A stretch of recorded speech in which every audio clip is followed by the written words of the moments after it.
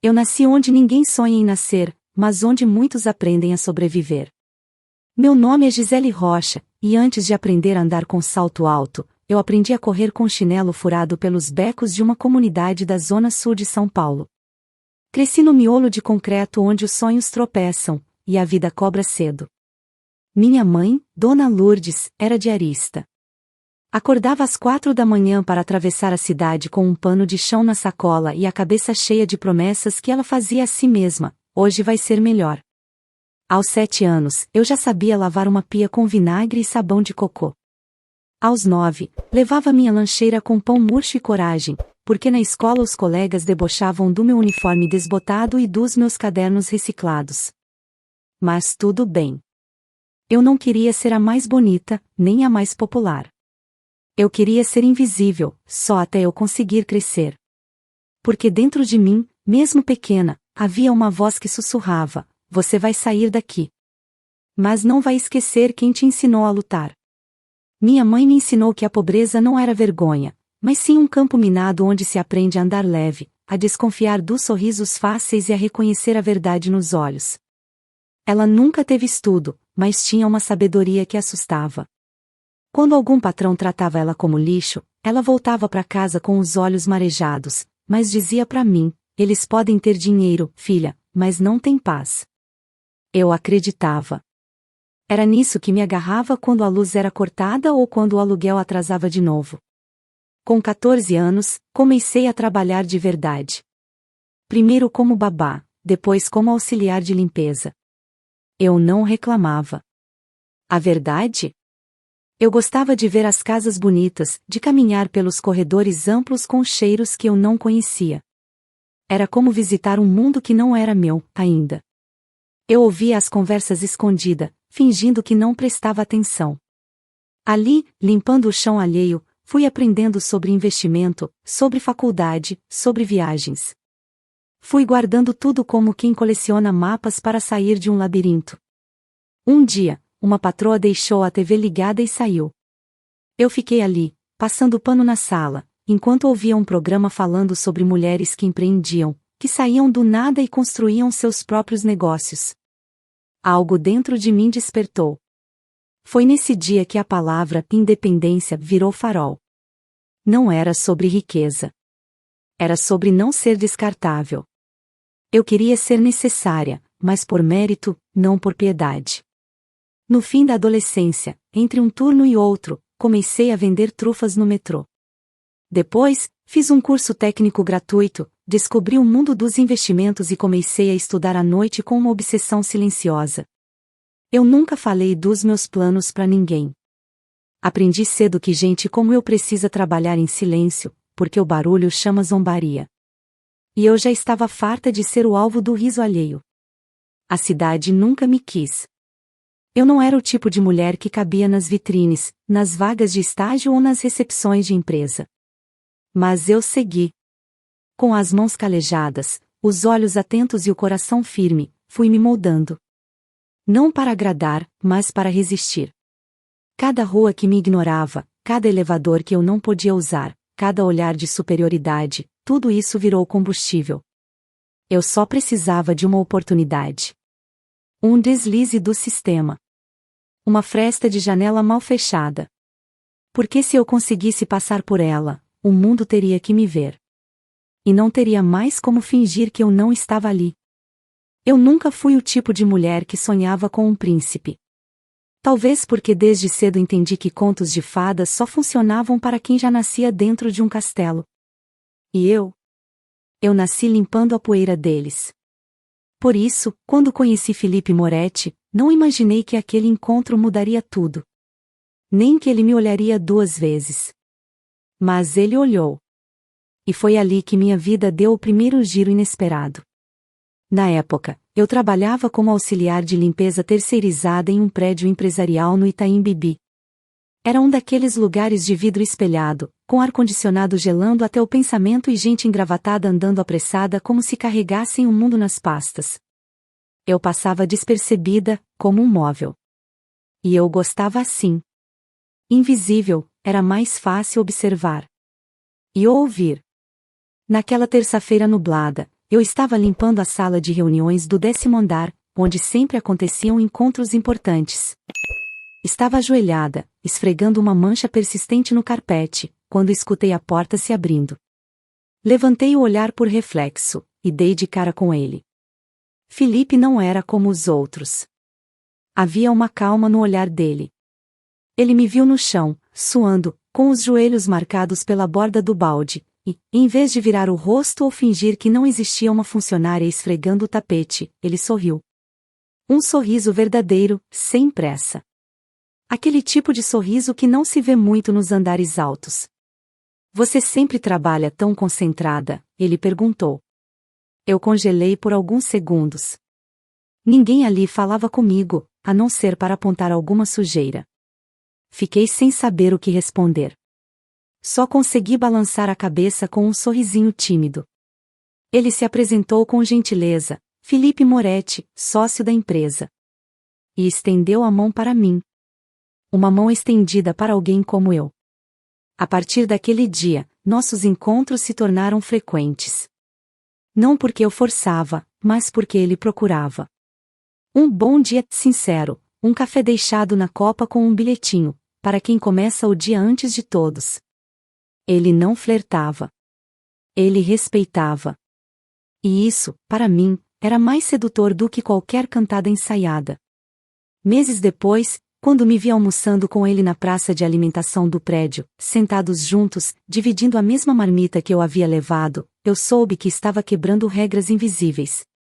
A garçonete do café nos observava como se eu estivesse invadindo território proibido. E talvez estivesse mesmo. Mas Felipe? Ele não se importava. Olhava para mim como se não houvesse mais ninguém ali. E eu, pela primeira vez, me permiti acreditar que talvez alguém pudesse me ver de verdade. Ele não perguntou sobre meu passado. Não quis saber quantos pares de sapato eu tinha ou se meu sobrenome abria portas. Ele queria saber sobre minha mãe, sobre o que eu gostava de ler, sobre como eu aprendi a fazer bolo de fubá com goiabada. E eu, relutante no começo, fui deixando ele entrar. Pouco a pouco, sem pressa, como quem abre uma janela trancada há anos. Quando ele me convidou para jantar na casa dos pais, senti um frio na espinha. Não pelo encontro em si, mas pelo que ele representava. Conhecer a família Moretti era atravessar um campo minado com um vestido comprado em liquidação. E eu sabia, aquela gente não me queria por perto. E eu estava certa. A primeira vez que pisei na mansão dos Moretti, fui recebida como se tivesse deixado lama na porta de entrada. Dona Helena, a mãe de Felipe, me mediu com os olhos como quem avalia uma peça defeituosa. O pai, Senhor Roberto, fingiu que não me viu. E Camila, Camila. A irmã caçula. Ela sorriu, mas era o tipo de sorriso que dói. Que gracinha, Felipe, ela tem um jeito simples. Simples. A palavra caiu como veneno disfarçado de açúcar. Naquela noite, eu quase desisti. Cheguei em casa, sentei no chão do quarto, encostei na parede e chorei. Não por vergonha de quem eu era, mas por medo de que amar alguém significasse ter que lidar com todo um mundo que nunca me aceitaria. Mas então, o celular vibrou. Era uma mensagem do Felipe: eles não te conhecem ainda. Mas eu conheço. E é só isso que importa. Eu decidi acreditar nele. E acreditar em mim. Continuei com ele, mesmo com as piadas, os convites perdidos, os olhares atravessados nos eventos da empresa. Mesmo quando Camila me chamava de moça esforçada, como se isso fosse um elogio condescendente. Mesmo quando escutava cochichos dizendo que eu era um projeto de Cinderela. Eu continuei. Porque sabia que, diferente dos contos de fada, minha história não dependia de magia. Dependia de mim. E de um amor que, pela primeira vez, não olhou para o salto, mas para a caminhada.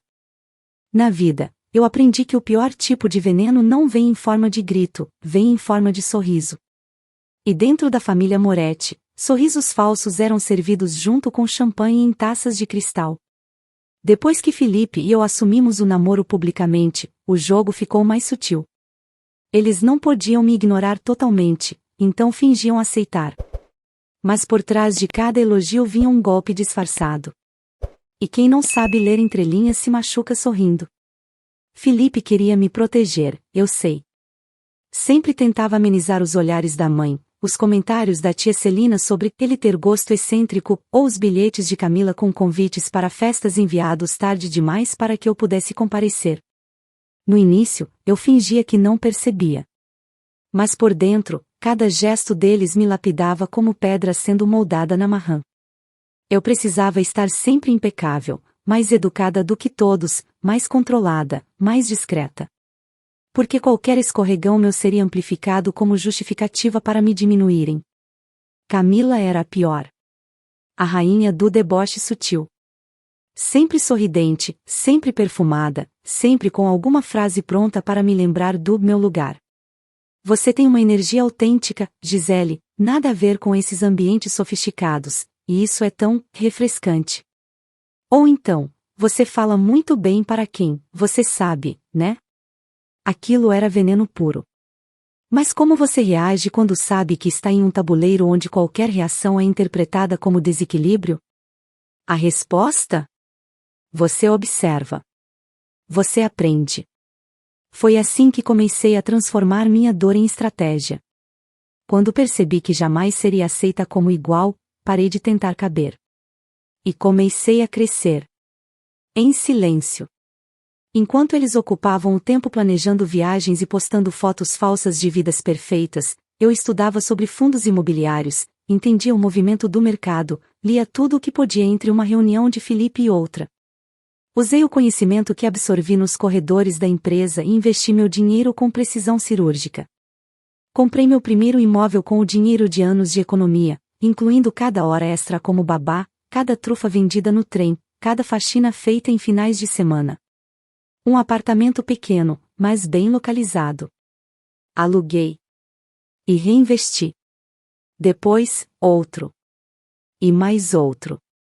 Quando me dei conta, tinha uma carteira imobiliária modesta, mas sólida. E o melhor. Tudo no meu nome. Nenhum real vindo do Felipe. Nenhuma ajuda. Porque eu sabia que, no fundo, estavam apenas esperando o momento de dizer, ela só chegou onde chegou por causa dele. Mas eles não sabiam de nada. Enquanto a família inteira acreditava que eu era menina esforçada, vivendo à sombra de um marido rico, eu era quem resolvia os pepinos fiscais da empresa do sogro discretamente. Quando a filial quase fechou por problemas de caixa, foi uma investidora anônima que salvou. Quando Camila teve o cartão bloqueado em Nova York, quem cobriu discretamente a conta, para evitar escândalo, fui eu. Eles nunca souberam. Porque não era por eles. Era por mim. Eu estava construindo o meu nome. E fazer isso com elegância exigia paciência. Mas havia momentos em que a máscara deles escorregava. Como no aniversário de Felipe, quando Camila se levantou para fazer um brinde.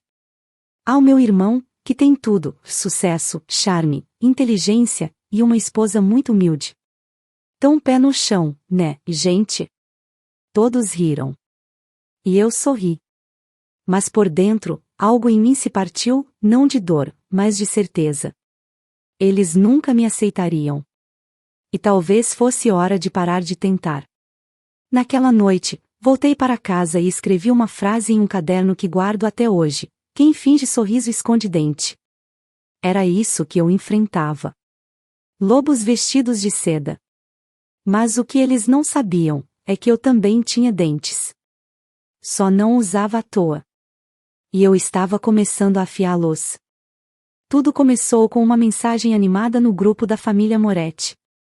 Um daqueles grupos onde todo mundo finge se amar e manda figurinhas com frases cristãs aos domingos, enquanto, na vida real, mal se suporta. Camila tinha acabado de ser pedida em casamento por um advogado pomposo e, claro, anunciou aos quatro ventos que teria a cerimônia dos sonhos. No Havaí. Ao pôr do sol. Com orquídeas tailandesas e convidados selecionados a dedo.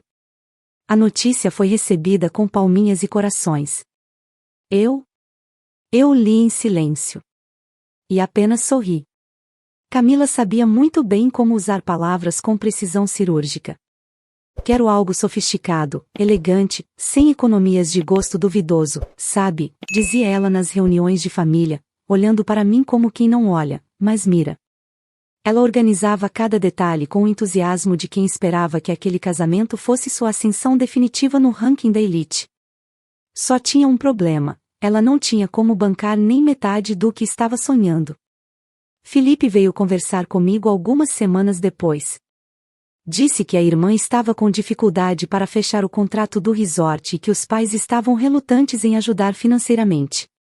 Como sempre, o discurso era: ela já tem idade, já é adulta, precisa se virar.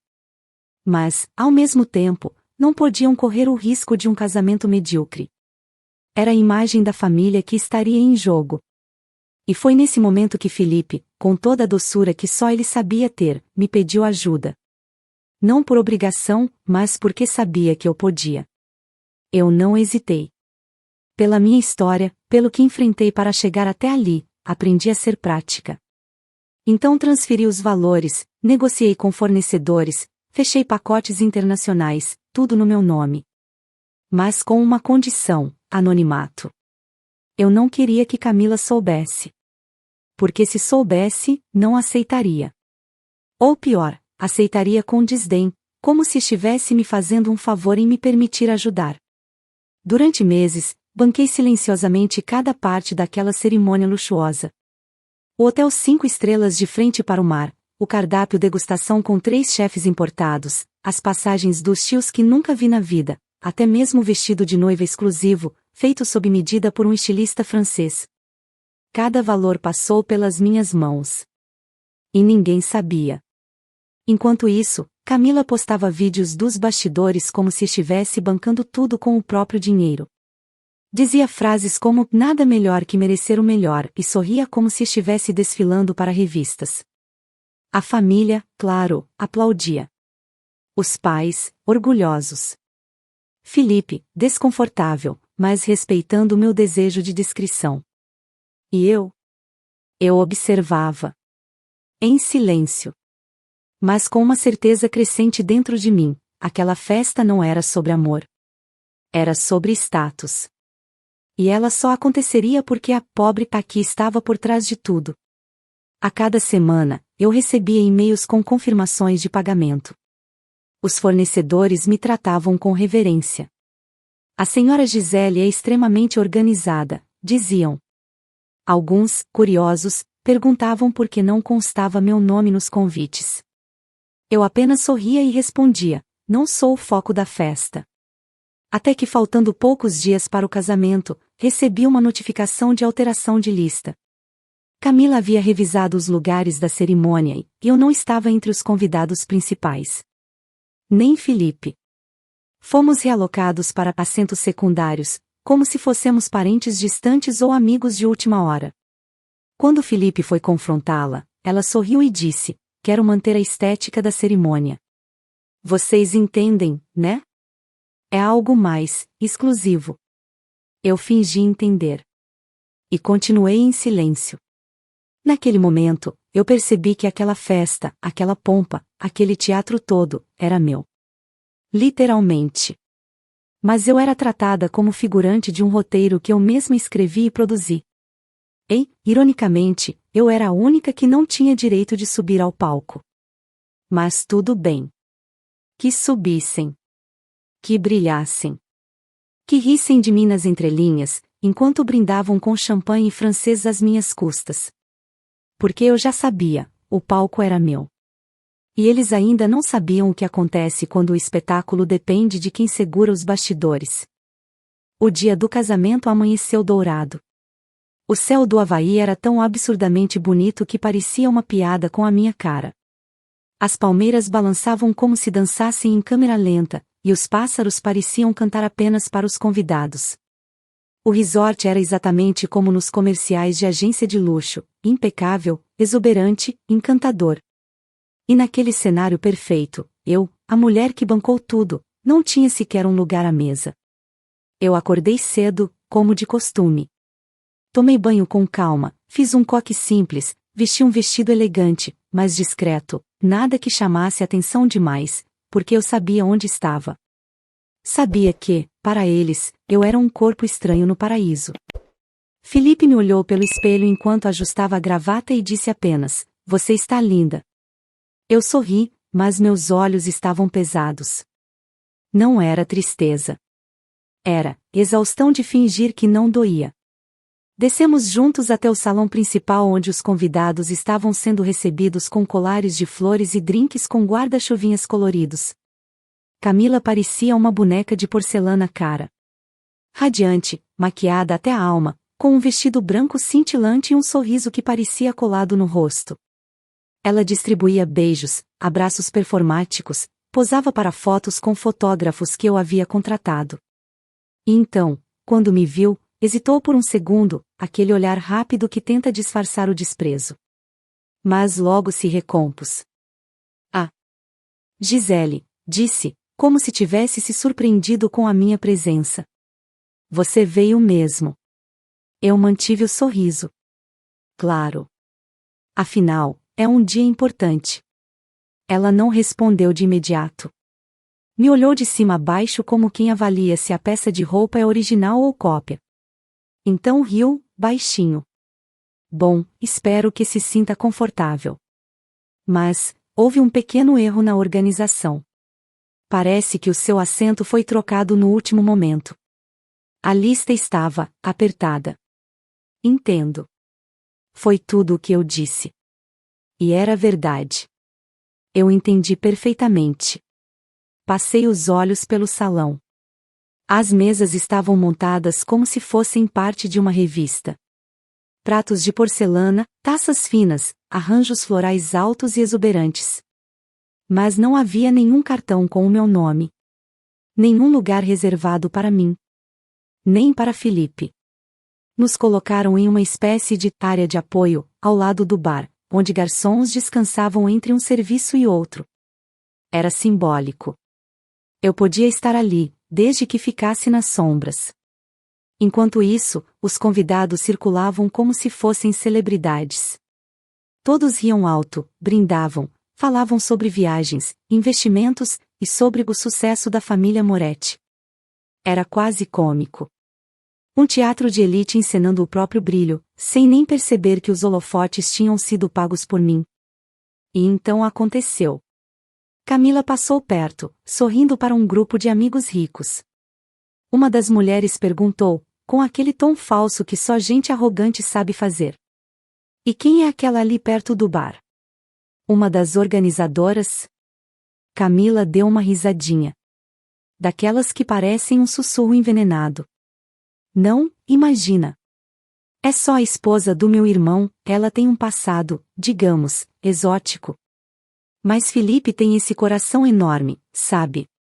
Gente assim precisa de salvação." As risadas do grupo foram como estalos na minha pele. Cada uma delas era uma confirmação de tudo o que eu já sabia.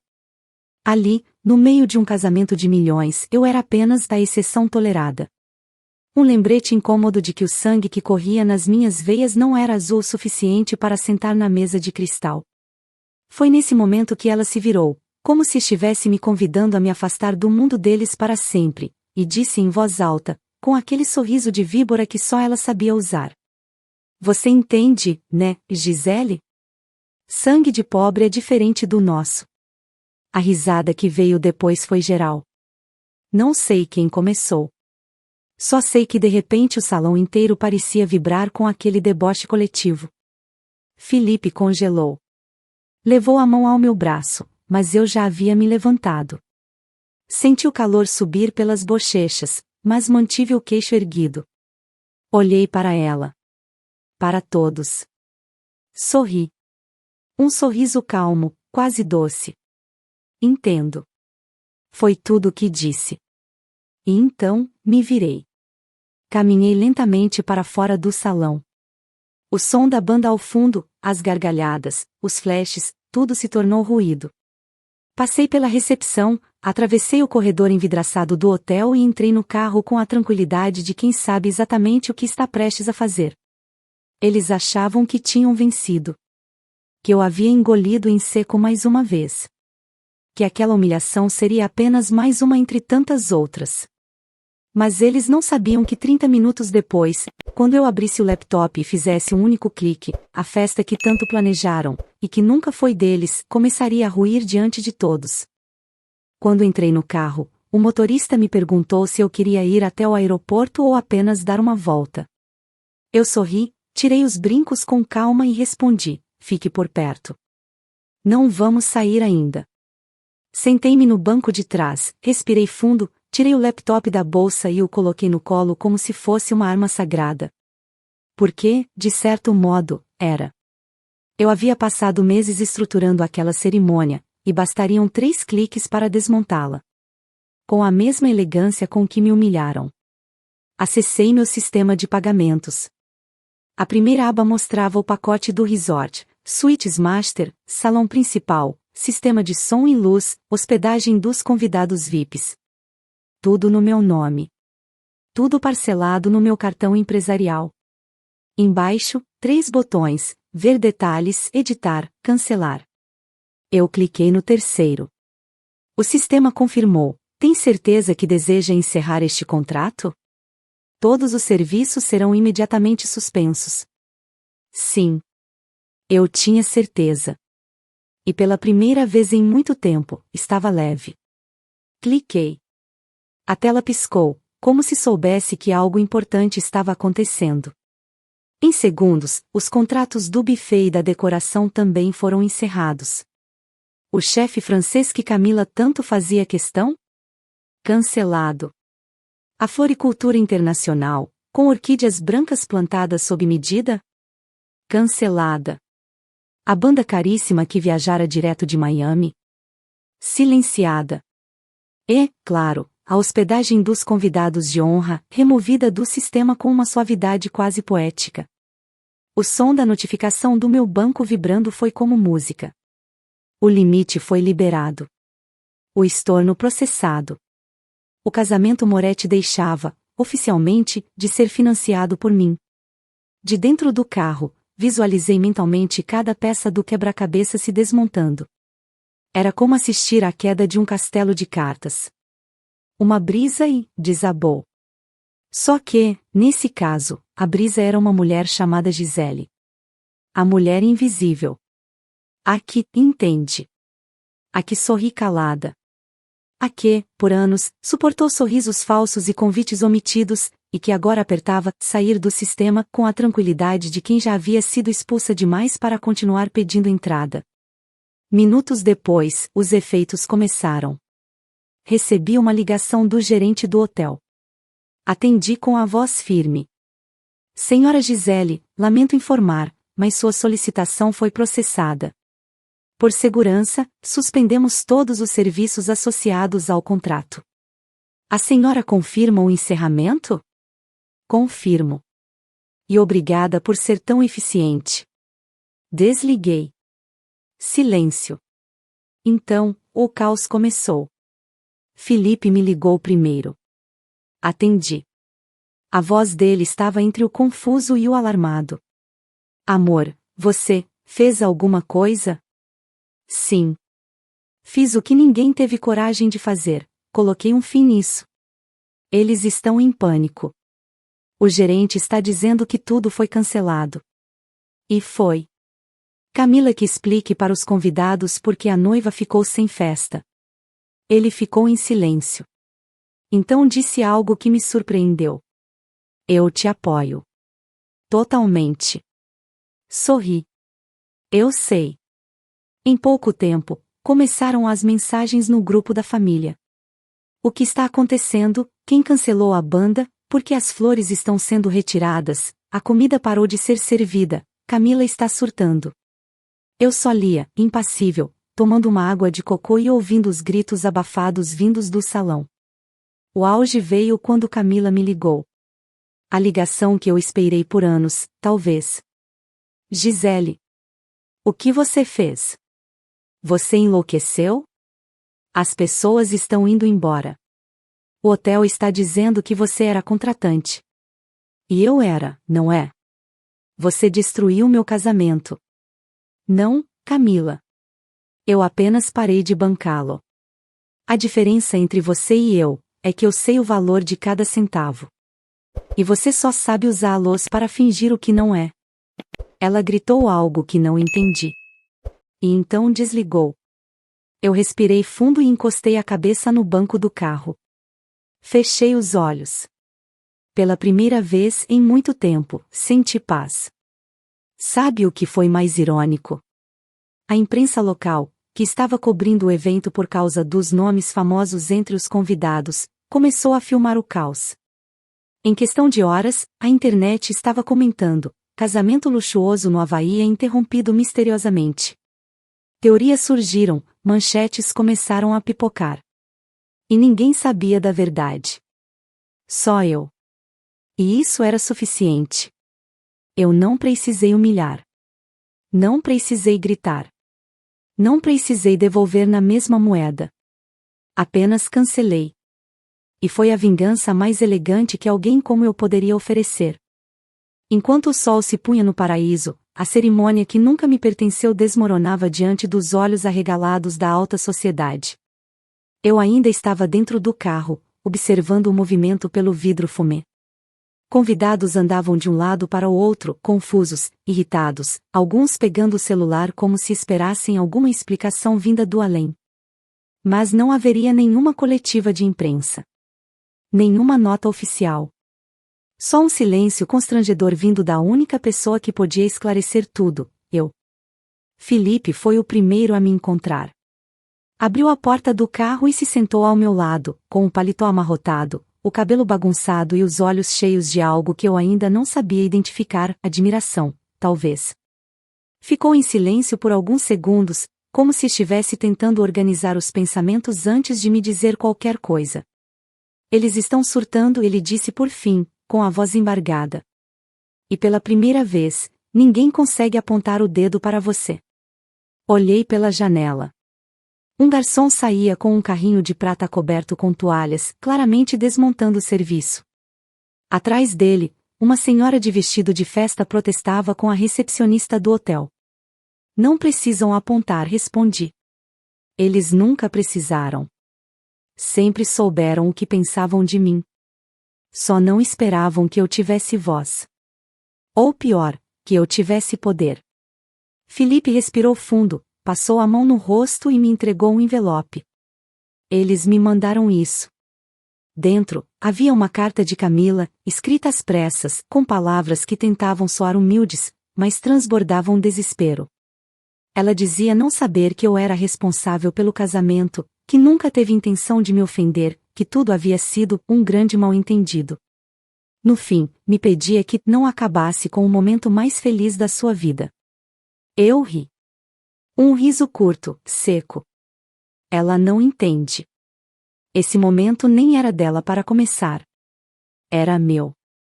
Fechei o envelope e o deixei no banco. Então abri minha bolsa e tirei outro envelope, branco, limpo, com meu nome timbrado em relevo. Estendi a Felipe. Isso é? Um recibo. Ele abriu e leu. Uma folha com todos os custos do casamento, hotel, buffet, decoração, equipe técnica, vestido, maquiagem, passagens. Tudo detalhado, com comprovantes anexados. No final, um único parágrafo escrito à mão. Eu banquei a festa. Ela me deu a humilhação. Agora estamos quites. Felipe leu até o fim, em silêncio, depois fechou os olhos por um segundo. Você sempre foi melhor do que eles, Gisele. Não era sobre ser melhor, respondi. Era sobre mostrar que eu nunca precisei provar nada. Eles é que nunca foram capazes de enxergar. Ele me olhou com ternura. E o que vai fazer agora? Entregar isso. Peguei outro envelope, desta vez, menor. Um simples cartão escrito à mão, endereçado à família Moretti. Felipe franziu a testa. O que diz? Só uma frase: não preciso estar onde não sou respeitada. Boa sorte em pagar o próximo evento sozinhos. Entreguei o cartão a ele. Você leva? Ele assentiu.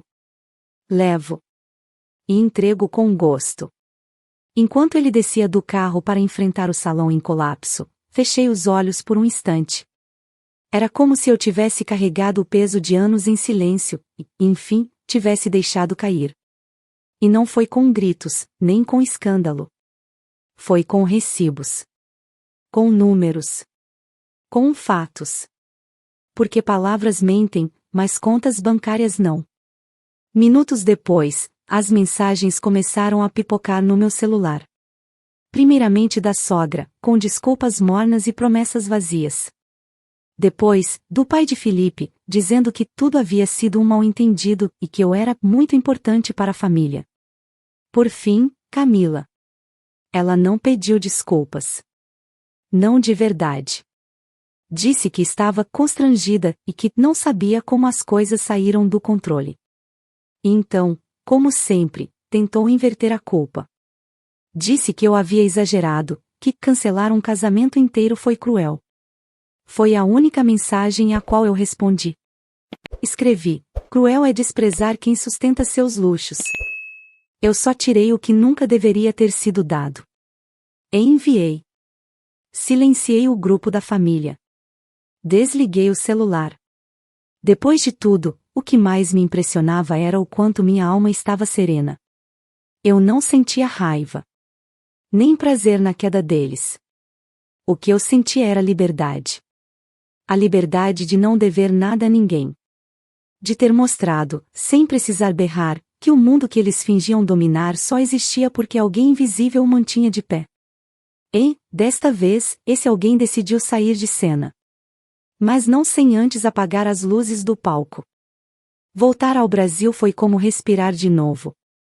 O ar quente, o cheiro de chuva no asfalto, o som de buzinas misturado ao latido de cachorro e a vida pulsante das ruas. Eu me sentia leve. Como se tivesse deixado no Havaí não apenas uma cerimônia destruída, mas anos de silêncio engolido, olhares suportados e desprezos disfarçados de formalidade. Ali, entre o concreto e a poeira da minha terra, eu era inteira. E mais do que isso, era livre. Nos dias que seguiram ao casamento cancelado, como os sites de fofoca passaram a chamar, a família Moretti mergulhou no caos. Camila perdeu parcerias comerciais, a assessoria de imagem dela abandonou o projeto, e o noivo, o tal advogado que se dizia apaixonado, preferiu dar um tempo.